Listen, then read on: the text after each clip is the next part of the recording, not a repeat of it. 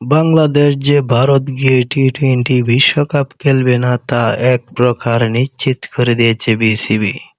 তাও বিষয়টি নিয়ে চূড়ান্ত জবাব জানানোর শেষ তারিখ হবে ২১ জানুয়ারি। এরই মাঝে চোখে ভারত বিরোধিতার প্রতিবেদে ভিত্তিহীন অভিযোগ করলেন এক বাংলাদেশি সাংবাদিক।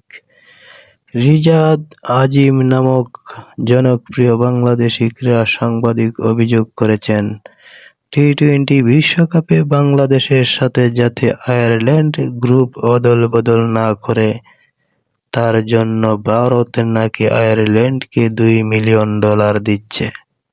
এই অভিযোগের পক্ষে কোনো প্রমাণ অবশ্য তিনি তুলে ধরেননি।